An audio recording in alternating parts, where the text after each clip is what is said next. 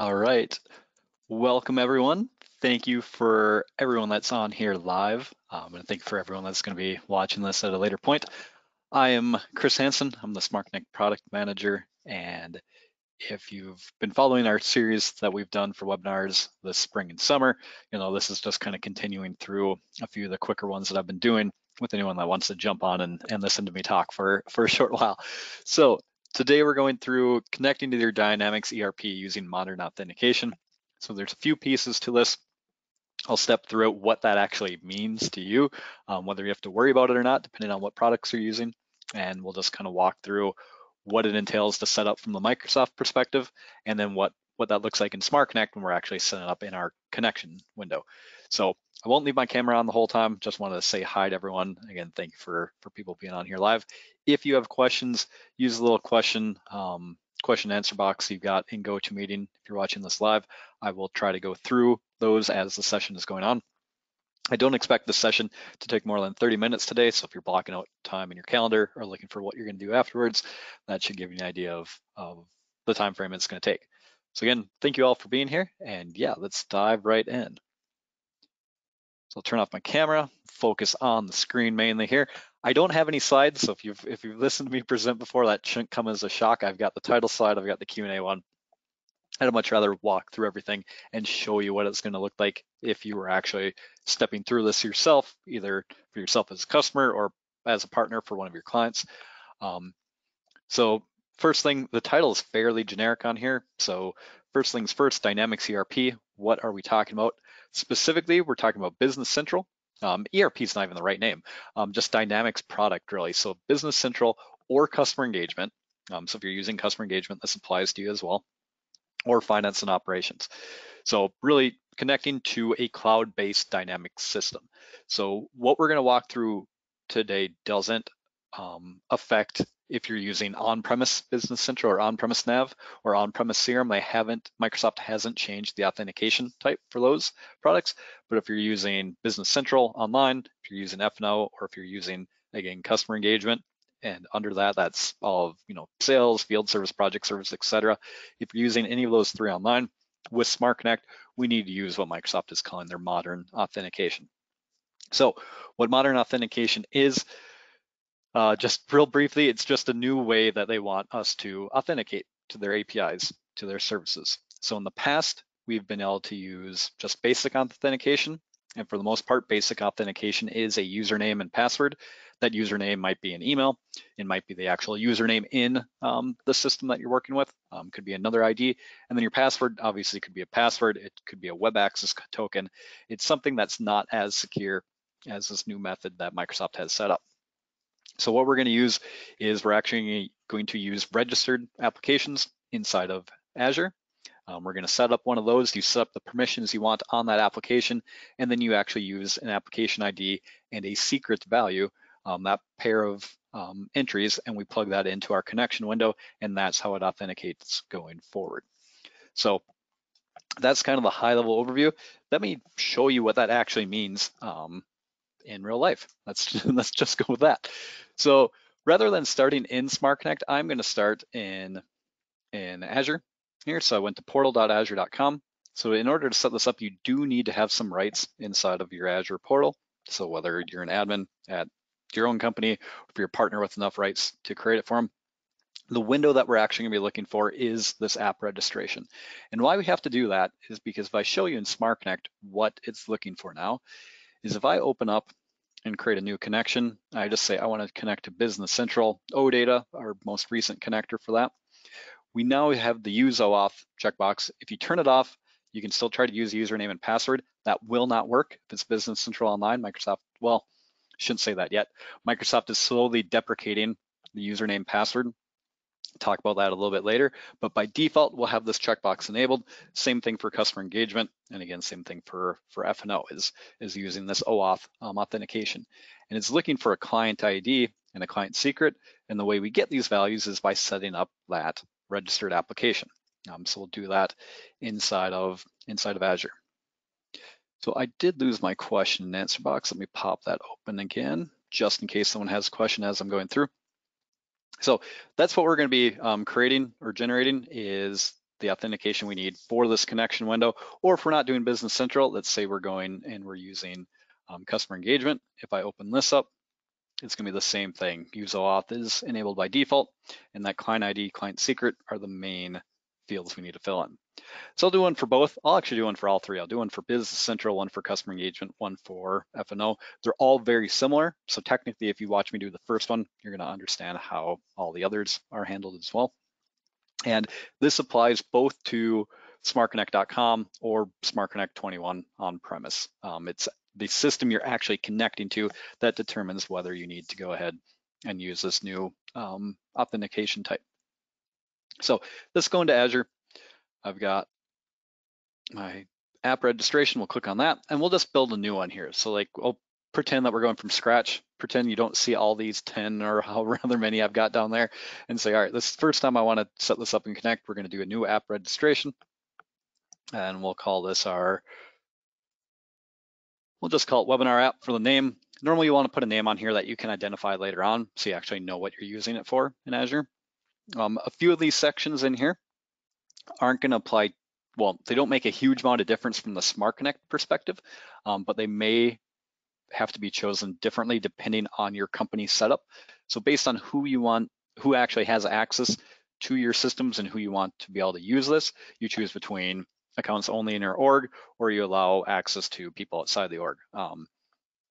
That, again, that's a company by company choice. So I can't tell you one way or the other on how you should set that up, because that's going to be dependent on your system. But for the most part, and the majority of customers we work with, it's just going to be this first option. The single tenant is going to work for like 90% of who we interact with from our side. So the only other thing to do right away here is there's redirect URIs. And this is part of the authentication process. So our application SmartConnect, whether it's .com or on-premise, has to make a call out to Microsoft Azure portal. They check whether we've got authentication, and it sends a callback message back to SmartConnect. And we have to tell it where to send that to. If we don't fill this out, SmartConnect doesn't get that message back and the authentication isn't completed. So to know what we need to fill in here, this actually gets told to you within SmartConnect itself. So whether you're on SmartConnect.com or in SmartConnect 21, it's going to tell you what the redirect is. So if I start here, let me just go ahead and take a look at my Business Central OData option. There is a redirect URL or URI that we pull right from this location that we can use in here. And the nice thing is that no matter what deployment you're using, our connection window tells you what you need for that particular connection. So I've opened this up, I can copy that out and I can put it back in here. And the type that we're going to be selecting for this is just web. It's just a web redirect at this point. Now, we can actually add additional redirect URLs or URIs if we need to at a later point. So if we're actually using this across this registered app across both SmartConnect on-prem and .com for some reason, like I might for a demo, I can go ahead and put a different redirect URL in there for my .com implementation as compared to on-premise. And I'll show you where to do that later. This first step just lets us go ahead and create the initial registered app. So I've got it called Webinar App on here. You get your main overview. There's a few things we need to fill out in order to make this useful. One, like I mentioned, is adding additional redirect URIs. Normally don't have to do that. If you fill that out on the first screen and that's the only one you're working with, which would be the case for most customers, you don't have to add anything else in here. In my case, if I wanted to show something from inside .com as well, so like if I went to my .com deployment and I pulled open a new connection for, say, F&O, because F&O is only available in .com. At this point, it's not available in on-premise yet. I'll open up the connection window for .com. I'll get the redirect URL from there and I'll plug that in as well. I might have let that time out before the demo here. Nope, didn't time out. Let's go Finance and Operations. As you can see on here, we've got our callback URL. So I'm going to add this one in there as well. So again, if you mess it up the first time, you're not stuck. You can always add additional redirects on here as needed. And it doesn't have to be just one at a time. So in my case, when I do a lot of testing, I'll plug in all the different ones I might need depending on my SmartConnect deployments to make it work. Again, I'm showing putting multiples in here. For most implementations, most customers, you're just going to have the one that you need from the connection window that you happen to be setting up. So plug them both in there. That's what we could do under the authentication section. The other thing we need to do is tell what systems this app registration has permission to, and we also have to set up a secret on that to actually finish off what we need for the authentication bit. So I'll do the secret piece first on here. Actually, no, I won't. I'll do the API permission first. I'll switch to that. By default, we have just one permission in here whenever you create a registered app. Now we're gonna add some additional ones in here. And again, this is normally where you look for your system that you wanna connect to. So we're gonna be looking for either Customer Engagement, Business Central, or F&O. In my case, since I'm demoing this to everyone for all the systems, I'm gonna add all the permissions into this one registered app. So you can do that as well. If you don't wanna set up a different registered app for every system you connect to, you just add all the permissions you need into this one, and then you use it across all of your connectors. So what we're looking at here, we've got Business Central would be for BC, CRM is going to be for customer engagement, and then the Dynamics ERP is actually your F&O system to connect to would be the three we'd be looking at. If I do them one at a time, I do Business Central. What we currently support are the delegated permissions inside of here, where you actually have it impersonate a user when we grant it access. And we have to mark both these options on here to access as a signed-in user, and then permission to go ahead and read, write essentially everything from the Business Central API. So if we were doing it just for Business Central, that's all we need to do on the permission side. But since I'm doing it for all three products that I'm talking about, I will do it for customer engagement as well. Once again, delegated permission. We'll drop that in here. And then for, again, if someone's not familiar with the terminology, CRM, customer engagement, and even this common data service or Dataverse on the backend, it's essentially the same thing to Microsoft if you're talking about in the cloud. It's all stored on the same backend, so that's why they've got different labels on what you're actually connecting to depending on what screen you're looking at. It's all the same thing, I promise you. You just have to do the CRM option. And then the last one, we will set this up for F&O as well. So F&O, again, if you're familiar in that space, used to be called AX. Those are going to be our options that we're checking on here. They say AX, but I promise you, once again, it's for F&O in all actuality. So I went through, I've set all these up, one for Business Central, one for customer engagement, one for F&O. Again, if you're an actual customer, you likely don't have to do all three. You might be doing two of the three, might be having just those one, but that's the permission you need to set up. If you don't set up the permissions, but you put the registered app and all the rest of the authentication into SmartConnect, it will try to validate, but then you're going to start getting permissions there saying, hey, we can't actually hit the system that you're trying to set this up for. So very important that we don't skip over that particular step. Now, the final thing we want to do on here is actually set up our secret, because that's part of the process that we plug into the connection window in SmartConnect. So if I go to certificates and secrets, there's no client secret for this app right now. So we'll go ahead and create a new one for us. Now, these are what actually finish off kind of that connection process. So at this point, we've got the registered app. It's got permissions to the systems we want to connect to, and it's got an app ID or a client ID that exists with it. What it doesn't have yet is the secret, and you have to manually create one of these and go through and set one up. So I'm going to go ahead and I'll just call it first secret or webinar. There is an expiration on these secret values. You can do the recommended of 6 months. You can do up to 24 months, or you could do a custom time frame in here. If you choose custom, Microsoft still doesn't let you put it more than 24 months, 2 years out. I normally do the 24-month option. Unless you have a specific security policy in place that prevents that, I would recommend doing this as well, because what's going to happen is once that secret expires, any of your connections that are set up using that will no longer connect because the secret won't be valid anymore. You'll have to come in here, manually create a new secret, and then use that value and update each of your connections. So that's why I recommend every 24 months, because doing that once every 2 years isn't that big of a deal. But if you're doing that every 3 months or so, then it can get kind of annoying, especially if you have systems that rely on it. So when I go ahead and click OK and create on here, it's going to go ahead and create a couple entries for us in here. We've got our secret ID and we got the value. Now what's very important is the moment you move off of this window, this value is hidden forever. It will never display in this Azure portal again. So I've done this multiple times where I'll create it, I won't copy it right, or I'll copy it somewhere, like say Notepad, and then I won't save it, and I need it later. You can't get it. If you don't have it copied out somewhere else, you can't get to it again. So it's very important you copy this out, store it somewhere where you'll be able to access it, reuse it, whatever, again, your company dictates as an appropriate policy for saving entries like this. Since I'm doing the webinar here, I'm just going to dump it into my handy dandy Notepad, which is not the safest place to do it, but it works for a for a webinar, and I will copy that for use for later. So the ID we don't need in SmartConnect. That does remain visible if you need it later on, I believe, but the value is what you're actually going to be plugging into the connection windows for us here. So once I have that set up, we've now got the secret, we've got the value copied out, we've got the permissions set up for each system I want to connect to, and then we've got the redirect URI or URLs set up also in the system here.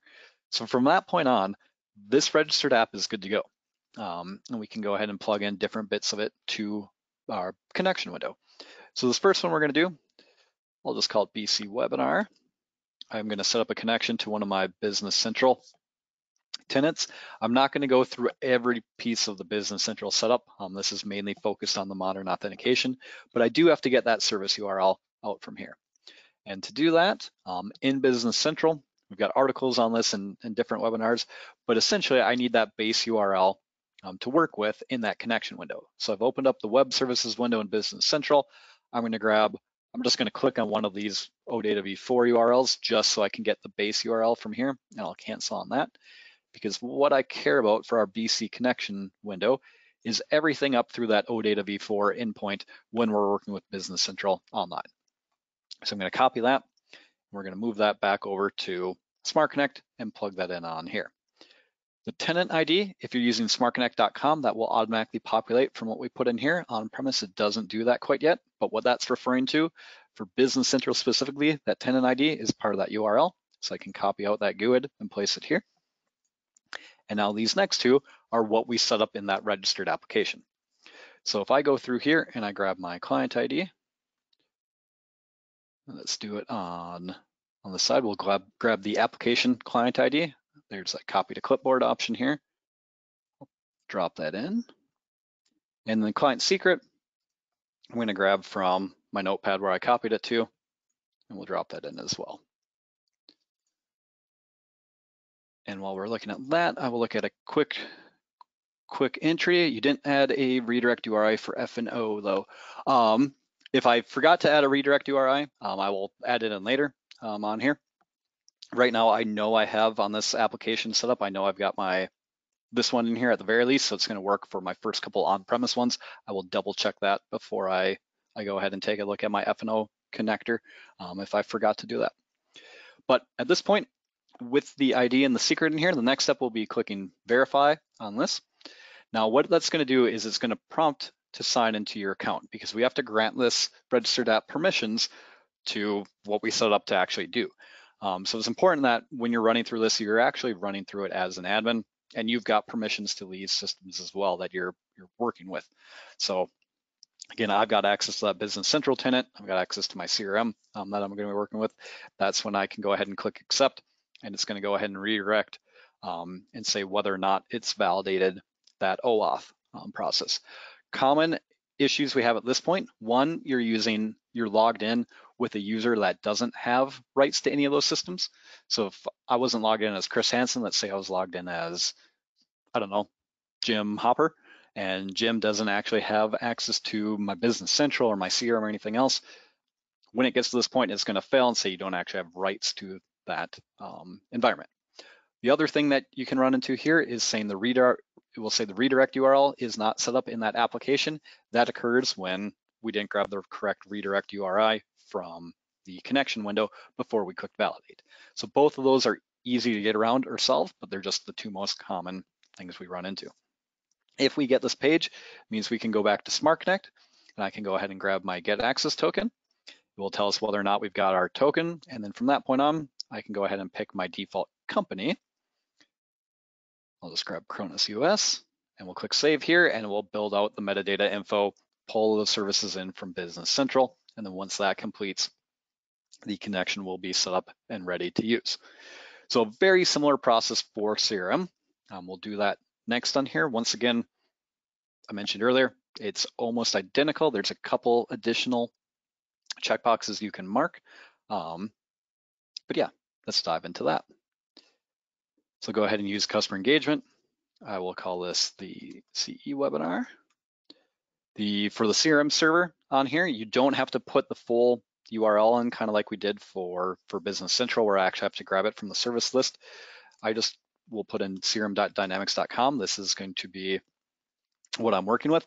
The only thing that's going to change on here is if you're in a different region. So I'm in North America region, so it's just crm.dynamics.com. You know, you might be in CRM 4, CRM 7, you know, any one of those. That's what you're going to be putting in as part of that CRM server. For the use OAuth 2, do have to leave this marked because CRM Online has completely turned off the ability to connect with basic authentication. At this point, they did that last spring. So if you're trying to connect to CRM Online without using this OAuth 2 checkbox, it's not going to work. Circling back to Business Central, I touched on it briefly, but if you're on Business Central and you've been an existing customer prior to this year starting, or prior to the release wave 1 that came out this spring, you will still have access to basic authentication until the fall update. For anyone that is new in starting up Business Central and spinning up a new BC tenant, you only have access to the OAuth authentication. Basic authentication does not work. So if there's any existing customers that are using SmartConnect with BC Online currently that are watching this webinar and wondering what that means for them, it essentially means you need to update your connection to use this new OAuth process. We have multiple articles on it. If anyone has a question, they can email me or anyone else on our team. We can direct you to the right spot if you want to go through step by step rather than listening to me talk on this webinar on how that works. So going forward, basic idea is we need to use this OAuth 2 and the modern authentication for anything online with how it relates to Microsoft at this point. So once again, the client ID and client secret, those are going to be the same as what I've been using earlier. So I'll grab the client ID, the application ID as my first value I'll put in here. And then my secret I'll grab from Notepad. Now there is one small difference on this window with this use regional discovery. We found out that not all the CRM regions, like regions 1 through 9, I think there are currently for CRM with Microsoft. We found out they don't all work exactly the same. If you are in CRM 1, or as it's typed out, just crm.dynamics.com, you can mark this checkbox to use regional discovery. Same thing is true if you're in the government region, which off the top of my head, I'm forgetting right now, but I believe it's CRM 9. You'd want to double check our article on setting this up before you take me at my word on that. But I know if you're in this base region for crm.dynamics.com, you can have this checked. If you're in CRM 2 or CRM 4 or CRM 3 or any of those other ones, you'll want to have this unmarked. All it is it's just an extra step to do verification that we have in here right now. In the future, we hope to have this streamlined a little bit more, but for right now, this is how we handle the other regions on there. So since I'm in the main CRM region, I'll leave that off, and it just simplifies the amount of steps that I need to do, a few less buttons to click. So once again, OAuth validation is complete. If I hadn't been signed in with my user, it would prompt me to sign in as I'm validating this. Grab the access token, we retrieve that, and now I can go ahead and hit refresh and get my different CRM orgs that I have access to, and I could set that up to anyone that I have in here.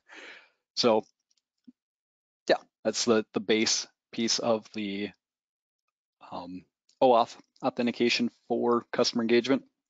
These other options are specific to customer engagement. They don't have anything to do with the initial setup and connection that controls what we can do in product. So it's for a different call, different discussion than what we're going through right now. So that's our customer engagement setup. And I showed everyone that in SmartConnect 21 on-prem. It's the same exact steps for SmartConnect.com. The only difference is that redirect URL that you'll see on the connection window early on is a bit different when you're using SmartConnect.com. So I did mention I would do the F&O connection as well. So let me double check in here for authentications. I do have the callback URL from my window in here for F&O. So that should be all I need to do. So again, this connection right now, as of this recording, is only available in smartconnect.com. But the FO webinar for my connection here, I have my site URI, a notepad, so this goes to my F&O environment. And then the client ID, client secret, this is probably the most simple of the connection windows that we've had so far. We don't give a lot of options in here. So let me go ahead and grab my, once again, the app ID from inside of here. We'll grab my client secret from Notepad. And if I've done everything correctly, this should allow me to go through. It's going to make sure I get signed in once again. All right, click stay signed in. And now I've got access to all my different F&O companies under my demo tenant that I have here. So fewer options than either the previous two connections that we had set up. Part of the reason for that is when we built the F&O connector, we built it to only work with this modern authentication. We didn't have to handle customers moving from basic authentication to modern auth. We didn't have to handle existing upgrades on it because nobody had it yet. So we were able to streamline this quite a bit, which is what we hope to get the other connections to as well. So with that being said, that's all I wanted to cover in this particular webinar. Again, the main focus was what does it actually look like going through the portal for Azure to set up this registered application, what that means depending on if you're connecting to Business Central, Customer Engagement, or F&O, and then what each of the connections windows look like as we walk through it. So if anyone has any questions, now is a great time to send them through. If you don't have questions, we do have this process documented out on our website. So if I go to smartconnect.e1solutions.com and take a look at the resources and the knowledge base articles, there is a section on here when I get down to the connections on working with Dynamics 365 Business Central. So setting that up using an OAuth token. We've got one for Finance and Operations. Don't know why my other articles aren't showing up under there, but the OAuth one is there actually. And then final one for Customer Engagement. And if we look at any of these, like for Business Central, you can see we've got different tabs depending on if you're using .com or 21, or for Customer Engagement, we had this option all the way back in 2018 on one of the latest versions we released on that. So these would walk through the same steps that I just took you through on this webinar. So if you'd rather read those instead of listening to me talk for about 28 minutes, that's a fair choice. I would probably just read as well. But anyway, I don't see any questions coming through on this one right now. If you have any, send them through here in the next minute. Otherwise, we're going to keep this to a fairly brisk 30-minute session. Once again, I want to say thank you for everyone that jumped on here live to attend. And for anyone that's watching as recording, hope you guys found this useful, either for your own customer system or for a client that you might be working with. So I see no other questions at this point. So we are going to wrap the webinar up. If you have any questions, you can always send them through to me, chris.hansen@e1solutions.com. You can get a hold of me on Twitter, LinkedIn. You can get a hold of any of the rest of our team, either on sales, support.